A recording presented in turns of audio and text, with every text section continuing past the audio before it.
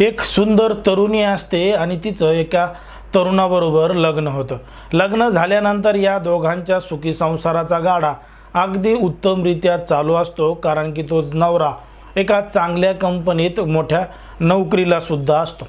बघता बघता बरीच वर्ष निघून जातात आणि यांच्या लग्नाचा गाडा अशाच पद्धतीने सुरू असतो आणि याच त्यांच्या सुखी संसारामध्ये त्यांना 2 मुलं सुद्धा होतात।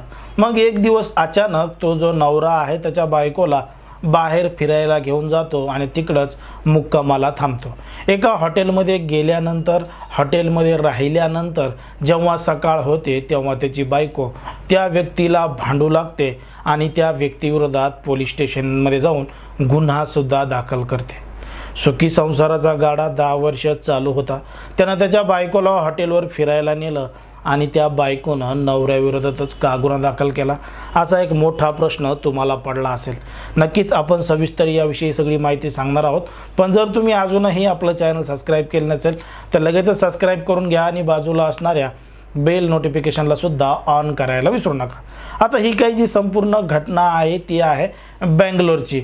बेंगलोरमधील एक शहर आहे मंगळूर आणि याच मंगळुरूमध्ये राहणारं एक तरुणी होते। या दोघांचं लग्न 2010 मध्ये झालेलं होतं। आता लग्न झाल्यानंतर या दोघांचाही सुखी संसार चालू होता आणि अगदी उत्तमरित्या चालू होता। बघता बघता बरीच वर्ष निघून गेली आणि बरीच वर्ष निघून गेल्यानंतर या संसारामध्ये त्यांना 2 मुलं सुद्धा झाली आणि तरीसुद्धा यांचा संसार अगदी सुखी होता। पण एक दिवस तो जो नवरा आहे त्याच्या बायकोला घेऊन बाहेर फिरायला जातो। तिला म्हणतो एका हॉटेलमध्ये पार्टी आहे, आपल्याला त्या ठिकाणी जायचं आहे। मग त्या ठिकाणी पार्टीमध्ये घेऊन गेल्यानंतर खाणं पिणं हे सगळ्या गोष्टी असतात। ज्याला दारू प्यायची त्याला तिथं दारूसुद्धा असते। मग ते जो पुरुष आहे तो दारू पितो आणि ही महिला त्याच्याला बघत फक्त त्या ठिकाणी बसलेली असते, ही फक्त कोल्ड्रिंकच पिते। मग जेव्हा सगळं काही झालेलं असतं तेव्हा आपापल्या रूममध्ये जाऊन झोपायची वेळ होते आणि अगदी ठरल्याप्रमाणे हे आपापल्या रूममध्ये जाऊन झोपतात।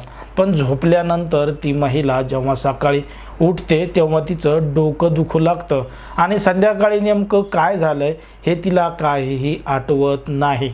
पण जेव्हा तिला संध्याकाळी एकदा जाग आलेली असते तेव्हा तिच्या बाजूला झोपलेला असतो एक दुसराच व्यक्ती। म्हणजे तिचा नवरा तिच्या बाजूला नव्हता, तर तिच्या बाजूला जो दुसरा व्यक्ती होता तो तिच्या नवऱ्याचाच मित्र होता। आता हिला थोडं काहीतरी समजत होतं, पण जेव्हा तिनं तिच्या नवऱ्याला विचारलं हे केलं तेव्हा मात्र तिच्या नवऱ्यानं सांगायला काही उडवीची उत्तर दिली। तिला स्पष्ट काही सांगितलं नाही की नेमकं काय घडलं होतं। पण मात्र त्या दिवशी झाली होती बायकोची आदला बदली। तो त्याच्या मित्राला याच्या बायकोकडं पाठवलं होतं आणि हा त्याच्या मित्राच्या बायकोकडं गेला होता। हा संपूर्ण प्रकार त्यानं त्याच्या बायकोला सांगितलं नाही। त्याची बायको हॉटेलमधून घरी आल्यानंतर त्याला विचारू लागली, हे करू लागली, पण घडलेला प्रकार काहीही त्या महिलेच्या लक्षात आला नाही। बघता बघता काही दिवस निघून गेले आणि पुन्हा एकदा अशाच पद्धतीनं पुन्हा एकदा प्रकार घडला। तेव्हा सुद्धा त्या महिलेला एक कोल्ड्रिंक पिण्यासाठी दिली आणि त्या कोल्ड्रिंकमध्ये नशिली पदार्थ होते, जेणेकरून तिला गुंग यायची आणि तिच्या बाजूला दुसराच व्यक्ती येऊन झोपायचा आणि जेव्हा ती सकाळी उठून पाहायची तेव्हा मात्र तिला काहीही आठवत नव्हतं। आता मात्र तिनं तिच्या नवऱ्याला तगादा लावला, रात्री काय घडतंय नेमकं, तुमच्या पार्टीमध्ये आले की मला एवढी कशी झोप लागते मला काही समजत नाही, याच्याबद्दल ती तिच्या नवऱ्याला विचारू लागली। नवऱ्यानं पुन्हा पहिल्यासारखीच उडवीची उत्तरं दिली।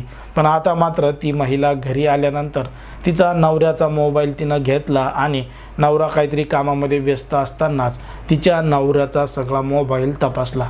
तेव्हा मोबाईल तपासला असतानाच तिचा जो नवरा होता तो त्याच्या मित्रांसोबत चॅटिंग करायचा।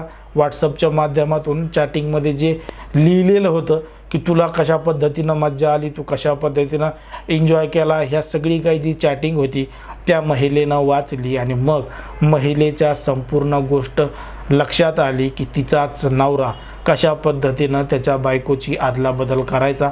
म्हणूनच ती जी महिला होती ती तिच्या नवऱ्यावर चिडली, तिला विचारू लागली, त्याच्यासोबत भांडूसुद्धा लागली। आता या दोघांचे भांडणं जोरदार रंगले होते। नवऱ्यानं तिची समजूत काढली होती, जे झालं ते होऊ दे, इथून पुढं असं होणार नाही। पण ती जी महिला होती तिनं आत्तापर्यंत बऱ्याच वेळा ह्या गोष्टी सहन केल्या होत्या। आता गोष्ट तिला सहन झाली नाही आणि ती थेट पोलीस स्टेशनमध्ये गेली आणि तिच्या नवऱ्याविरोधात गुन्हासुद्धा दाखल केला. पोलिसांनी फक्त तक्रार लिहून घेतली आहे आणि जो तो आरोपी आहे त्याला ताब्यात घेऊन त्याची चौकशी करू आणि मगच योग्य ती कारवाई करू असं सुद्धा पोलिसांनी सांगितलंय. यामध्ये अजून काही सत्य उघड होतं का, अजून काही माहिती आहे का, असा संपूर्ण प्रकार पोलीस करतच आहेत. पण जर आपण पाहिलं तर समाजामध्ये, देशामध्ये, राज्यामध्ये कशा पद्धतीनं लोकांच्या मानसिकता बदलत चालल्या आहेत, त्यांचं एकासोबत समाधान होत नाही तर ते अनेक ठिकाणी तोंड मांडण्याचा प्रयत्नसुद्धा करत असतात. एकंदरीत या पुरुषाचा सुद्धा 13-14 वर्षाचा अगदी सुखी संसार चालू होता, पण नको त्या ठिकाणी, नको त्या वेळी, नको ते कृत्य केलं म्हणूनच आता तो जेलची हवासुद्धा खाणार आहे आणि कायदेशीर कारवाईसुद्धा त्याच्यावर चालू आहे. एकंदरीत या संपूर्ण प्रकरणावर आणि अशा घडणाऱ्या घटनांवर तुम्हाला काय वाटतं ना, अगदी स्पष्टपणे कमेंटमध्ये सांगा. आणि अशाच पद्धतीचे नवनवीन व्हिडिओ पाहण्यासाठी आपल्या चॅनलला लगेच सबस्क्राईब करून घ्या. धन्यवाद.